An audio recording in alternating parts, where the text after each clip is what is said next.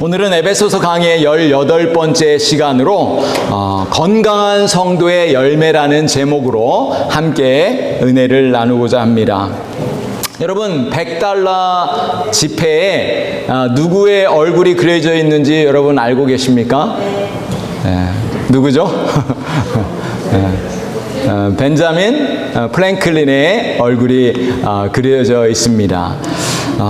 이분은 토마스 제퍼슨과 함께 미국 독립선언문의 기초를 만든 사람이었습니다. 미국의 건국의 아버지라고도 알려진 인물이죠.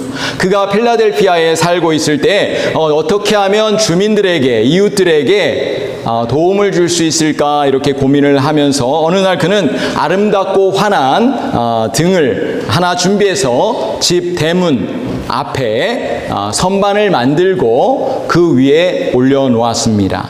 당시 사람들은 등불은 집 안에 두어야 하지 밖에 두는 것은 낭비라고 생각을 했습니다. 그렇게 한 주가 지나고 한 달이 지난 후에 거리를 환하게 밝히는 등불을 보며 사람들은 무언가를 느끼기 시작했습니다. 여러분, 사람들이 무엇을 깨달았을까요? 무엇을 느꼈을까요? 빛이 있기 때문에 어두운 밤에 장애물을 피할 수 있었고 멀리서도 방향을 알 수 있었습니다. 벤자민 프랭클린의 깊은 뜻을 이해한 그런 사람들이, 주민들이 하나둘씩 집 밖에 등불을 놓기 시작했습니다. 이것이 바로 가로등의 기원입니다. 결국 필라델피아는 길거리를 가로등으로 환하게 만든 미국의 첫 번째 도시가 되었던 것이죠. 여러분, 사람들은 세상이 너무나 어둡다고 이야기합니다. 불평합니다. 그러나 작은 등불을 하나씩 밝힌다면 온 세상은 밝아지고 기쁨이 넘치게 될 것입니다. 하나님의 자녀들에게 세상을 아름답게 비추는 그리스도인의 빛이 우리에게 있습니다. 오늘 저와 여러분의 마음 속에는 어떤 빛이 있으신가요? 저와 여러분들의 마음에 예수님의 사랑의 빛이 가득하기를 간절히 소망합니다. 여러분, 빛이 없으면 우리는 이 세상을 살 수가 없습니다. 식물도 자랄 수가 없고 또 사람도 살 수가 없어요. 어둠 가운데 고통을 당하게 될 것입니다. 오늘 본문은 빛의 자녀들처럼 행하라 이렇게 말씀합니다. 오늘 본문의 8절 말씀에 보면 너희가 전에는 어두움이더니 이제는 주 안에서 빛이라, 빛의 자녀들처럼 행하라고 성경은 말씀하고 있습니다. 빛의 자녀들처럼 행하면 빛의 열매를 맺게 된다고 성경은 말씀하고 있습니다. 우리가 예수님을 믿기 전에는 모두가 어둠에 살던 사람들이었어요. 그런데 우리가 이제는 예수님을 믿음으로 구원을 받게 되었습니다. 그것은 어둠 속에서 빛으로 나온 것과 같습니다. 그래서 바울은 예수님을 믿는 우리들을 가리켜 너희가 전에는 어둠이더니 이제는 주 안에서 빛이라라고 말씀하고 있습니다. 예수님께서도 마태복음에 보면은 뭐라고 말씀하셨죠? 너희는 세상의 빛이라 이렇게 예수님이 말씀하셨어요. 우리가 빛 대신 예수님 안에 거하면 그 빛 가운데 살고 있다면 이제 마땅히 우리는 빛의 열매를 맺어야 되는 것입니다. 오늘 우리가 함께 읽은 말씀 9절에 보면 빛의 열매는 모든 착함과 의로움과 진실함에 있다고 말씀하고 있습니다. 여러분, 어떤 빛의 열매가 있다고요? 모든 착함과 의로움과 진실함, 이 세 가지, 빛의 세 가지 이 열매를 오늘 우리가 함께 나누어 보기를 간절히 소원합니다. 첫 번째 빛의 열매는 착함입니다. 착함이라는 단어는 단순히 성격이 좋은 것을 의미하지 않습니다. 성경에서 말하는 이 착하다는 의미는 하나님의 선하심을 우리의 삶으로 드러내는 거예요. 하나님의 선하심을 우리 성도들의 삶으로 드러내는 것, 그것이 바로 착함이라는 거예요. 이 착함이라는 이 단어는 이웃과의 관계 속에서 나타납니다. 비이기적인 태도를 뜻하는 것이죠. 이웃의 유익을 구하는 태도를 말하는 것입니다. 그것은 하나님의 성품에 속하는 것입니다. 하나님은 어떤 분이십니까? 하나님은 선하신 분이십니다. 하나님은 해와 해를 악인과 선인에게 모두 골고루 비추십니다. 비를 의로운 자와 불의한 자에게 동일하게 내리시는 분이십니다. 예수님께서도 말씀하시기를 나는 선한 목자라. 예수님께서 이 땅에 사역하실 때 병든 자들을 불쌍히 여기시고 고치셨습니다. 예수님께서 가장 선한 일을 행하셨다면 그것은 무엇일까요? 예수님께서 행하신, 이 땅에서 행하신 가장 선한 일, 그것은 무엇이죠? 죄인들을 위해서 십자가에 달리신 것입니다. 우리에게 구원의 은혜를 부어주신 것입니다. 영원히 죽을 수밖에 없는 우리들을 위해서 구원의 은혜를 베풀어 주신 것. 할렐루야. 우리는 그래서 구원의 주님을, 구원의 하나님을 찬양해야 될 줄로 믿습니다. 이것이 바로 예수님께서 행하신 가장 큰 선한 일입니다. 예수님의 제자들이 모인 우리 교회가 해야 할 일이 무엇일까요? 바로 예수님께서 행하신 일과 동일합니다.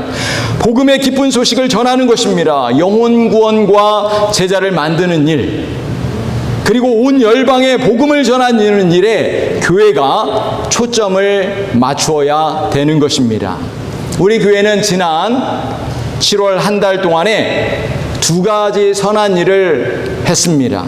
무엇일까요? 우리 교회가 함께 행한 선한 일은 무엇일까요? 첫 번째는 베네수엘라, 지진으로 인해 고통당하는 베네수엘라 이웃들을 위해서 우리가 기도하고 구제 헌금을 모아서 보낸 것입니다. 광고 시간에 말씀을 드렸죠. 우리는 그들을 만나본 적도 없어요. 심지어 베네수엘라가 정확하게 어느 지역에 위치해 있는지도 사실 모를 수도 있습니다. 그럼에도 불구하고 어려움 당한 이웃들을 위해서 우리는 하나님의 사랑으로 기도하고 또 구제연금을 모아서 보낸 것이죠. 왜 그랬을까요? 왜 우리가 그렇게 했을까요? 그 이유는 바로 우리 주님께서 이웃을 사랑하고 도우라고 명령하셨기 때문입니다. 이것이 바로 선한 일이라는 거예요. 할렐루야. 또 지난 7월에 지난주에 우리는 또 한 가지 선한 일을 했습니다. 우리의 다음 세대인 유스와 칠드런을 위해서 우리 수련회를 돕기 위해서 우리 성도들이 같이 펀드레이징을 했습니다. 동참해 주셨습니다. 여러분들의 귀한 섬김과 사랑 그리고 기도를 통해서 우리의 자녀들이 믿음이 더욱더 굳건하게 설 줄로 믿습니다. 또 우리 ACT 캠프를 위해서 또 수고해 주신 분들께도 감사를 드립니다. 사랑하는 성도 여러분, 우리 주님은 우리를 그분의 제자로 부르셨습니다. 우리 주님은 우리를 착하고 충성된 종으로 만드시길 원하십니다. 사도 바울은 갈라디아서 6장 9절에서 10절에서 이렇게 말씀합니다. 우리가 선을 행하되 낙심하지 말지니 포기하지 아니하면 때가 이름에 거두리라. 그러므로 우리는 기회 있는 대로 모든 이에게 착한 일을 하되 더욱 믿음의 가정들에게 할지니라. 이렇게 성경은 기록하고 있습니다. 우리가 착한 일을, 선한 일을 행할 때에 우리가 2가지 원칙을 기억하셔야 합니다. 첫 번째는 이 착함의 기준은 내 기준이 아니라, 내 기분이 아니라 하나님의 말씀이라는 거예요. 우리가 행하는 구제와 봉사는 단순히 개인의 동정심이나 개인의 열심에서 나오는 것이 아닙니다. 우리 안에 계신 성령 하나님께서 말씀하시는 거예요. 우리가 겸손히 하나님의 그 말씀을 듣고 순종하면 하나님께 영광이 되는 빛의 열매를 맺게 된다는 것입니다. 2번째 우리가 기억해야 될 것은 낙심하지 않고 계속해서 씨를 뿌려야 되는 거예요. 낙심하지 않고 계속해서 선한 일을 해야 된다는 것입니다. 착한 일을 하다가 때로는 오해를 받기도 합니다. 헌신한 만큼 사람들이 알아주지 않아서 서운함이 찾아올 때도 있다는 것이죠. 그러나 성경은 약속합니다. 포기하지 아니하면 반드시 하나님께서 때가 되었을 때 어떻게 하신다고요? 거두게 하신다. 행한 대로 갚아주신다. 이렇게 약속하고 있는 것입니다. 세상은 알아주지 않아도 우리 하나님은 우리 모든 성도들의 그 모든 섬김과 수고를 다 기억하실 줄로 믿습니다. 그리고 행한 대로 갚아주실 줄로 믿습니다. 사랑하는 성도 여러분, 주님은 오늘 우리에게 이렇게 말씀하십니다. 착하고 충성된 종아, 내가 작은 일에 충성하였음에 내가 많은 것을 내게 맡기리니 내 주인의 즐거움에 참여할지어다. 여러분, 우리의 삶이 나만을 위한 이기적인 삶에 갇히지 않고 하나님 아버지의 선한 성품을 닮아갈 수 있기를 간절히 소원합니다. 그리고 착한 행실을 드러내기를 간절히 소원합니다. 우리가 맺는 그 착함의 열매를 통해서 어두운 세상은 더 밝은 빛으로 그렇게 밝아질 것입니다. 우리의 착함의 열매를 통해서 더 많은 영혼이 주님 앞에 돌아오기를 우리 주님의 이름으로 간절히 축복합니다. 아멘. 자, 두 번째로 우리 성도들이, 믿음의 성도들이 맺어야 할 열매는 의로움의 열매입니다. 착함의 열매가 우리 이웃과의 그런 관계에서 맺어지는 빛의 열매라면, 이 두 번째 의로움의 열매는 하나님과의 관계에 있다는 거예요. 하나님과의 관계에서 시작되는 빛의 열매입니다. 우리 마음속에 예수님을 개인의 구주와 주님으로 믿는 순간 죄인이었던 우리는 의롭다함을 얻게 되는 것이죠. 이것을 우리는 뭐라고 얘기하죠? 우리가 의로워진다는 것을 두 글자로 뭐라고 하죠? 칭의. 네, 그렇습니다. 의롭다 오고 칭해주는 것, 그것이 바로 칭의죠.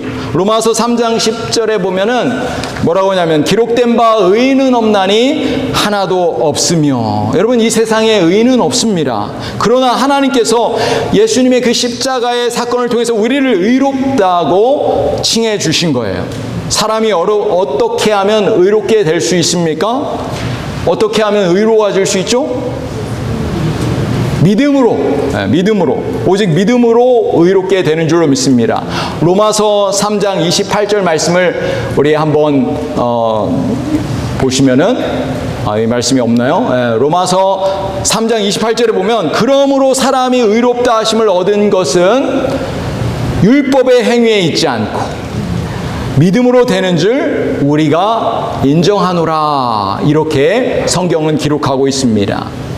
우리는 절대로 율법을 통해서 의롭게 될 수 없어요.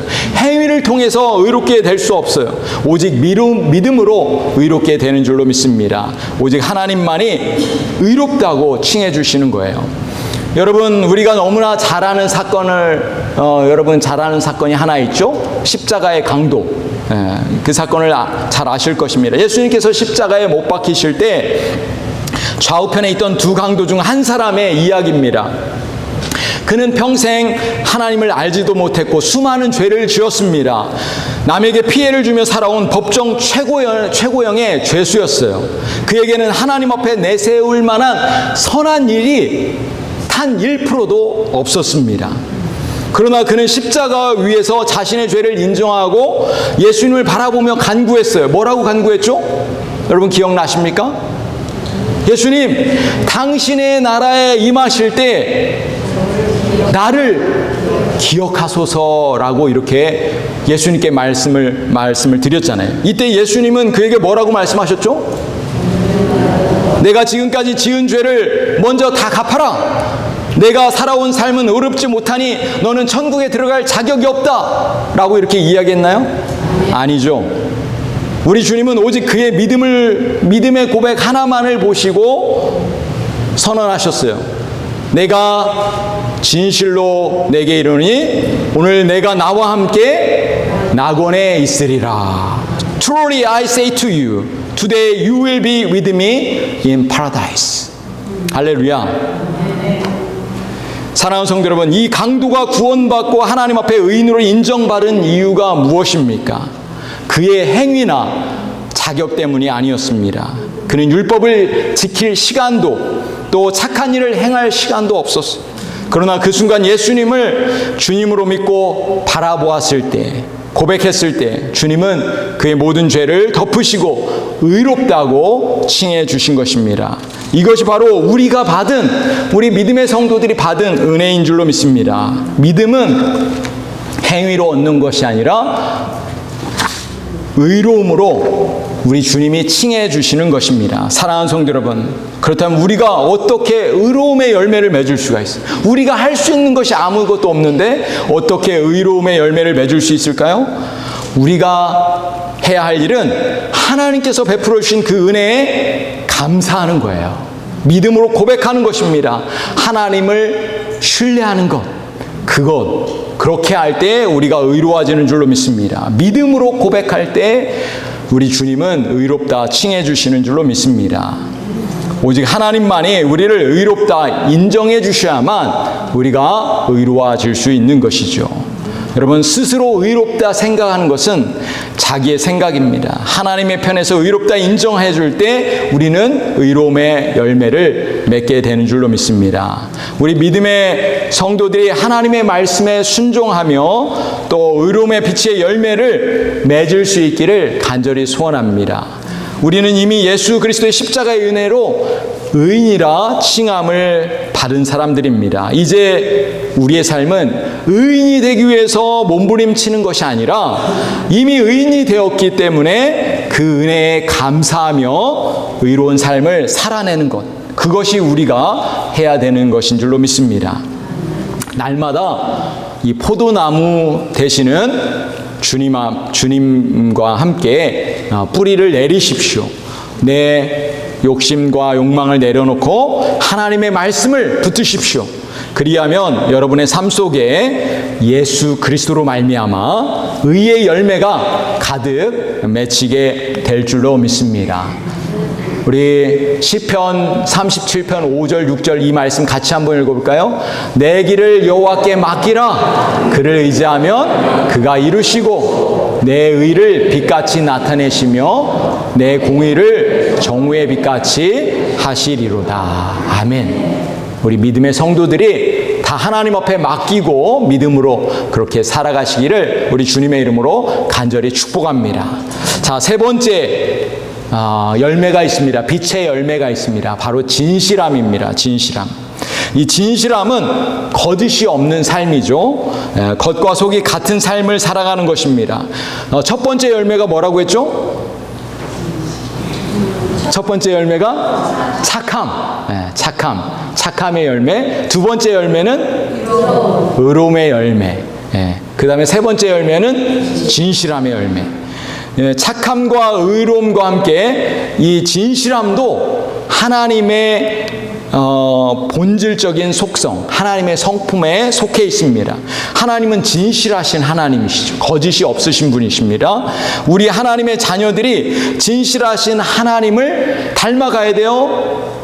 닮아가지 않아야 돼요? 닮아가야 될 줄로 믿습니다. 하나님이 진실하시기 때문에 우리 성도들도, 거룩한 믿음의 성도들도 진실함을 닮아가야 될 줄로 믿습니다. 하나님의 진실한 자녀로서 우리가 진실을 말해야 하고 하나님의 진리의 말씀을 따라가야 될 줄로 믿습니다. 에베소서 4장 23절은 이렇게 말씀하는데 이 말씀도 같이 읽어보겠습니다. 그런즉 거짓을 버리고 각각 그 이웃으로 더불어 참된 것을 말하라. 이는 우리가 서로 지체가 됨이니라. 아멘. 우리는 교회 안에서나 밖에서나 이웃들과 더불어 참된 것을 말해야 되는 것이죠. 그렇게 될 때 우리 서로에게 해를 끼치는 이웃이 아니라 서로를 믿고 살 수 있는 아름다운 공동체를 만드는 것입니다. 작게는 가정에서, 부부 사이에, 그리고 교회에서, 그리고 나아가서는 우리 직장과 이웃들에게 또 일터에서 더불어 참된 것을 말하는 것, 그것이 바로 우리 빛의 자녀들이 행해야 할 일인 것입니다. 요한복음 1장에 보면은 예수님께서 칭찬한 한 사람이 등장하는데요. 예수님의 제자 중에 한 사람이 등장하는데 그 사람의 이름은 나다넬이라는 사람입니다. 빌립이 친구 나다나엘을 찾아가서 이렇게 이야기하죠. 모세가 율법에 기록하였고 여러 선지자가 기록한 그이 메시아를 우리가 만났다. 그 사람은 바로 나사렛 예수다라고 이렇게 전했어요. 당시 나사렛은 시골에 보잘것없는 동네였기 때문에 나사렛에서 무슨 선한 것이 날 수 있겠느냐라고 이렇게 나다나엘은 반응을 했죠. 그러나 빌립의 권유로 예수님께 다가갔을 때 예수님은 나다나엘을 보시면서 이렇게 말씀하십니다. 보라, 이는 참으로 이스라엘 사람이라. 그 속에 간사한 것이 없도다라고 이렇게 이야기를 했죠. 예수님은 나다나엘의 외모나 경건한 모습을 보신 것이 아니라 그 중심을 보시고 진실한 사람, 간사함, 위선이나 거짓이 없음을 보셨어요. 진실한 사람이라고 이렇게 칭찬을 했습니다. 이 나다나엘이 이렇게 반응하죠. 어떻게 예수님, 저를 본 적도 없는데 어떻게 저를 아십니까? 제가 어떻게 진실한 사람인지를 주님 어떻게 아십니까? 이렇게 물어보았죠. 그러자 예수님이 뭐라고 말씀하셨어요? 내가 무화과 나무 아래에 있을 때 다 보았다. 이렇게 예수님이 말씀하셨어요. 여러분, 무화과 나무 아래에 있을 때라는 이 표현이 무슨 뜻일까요?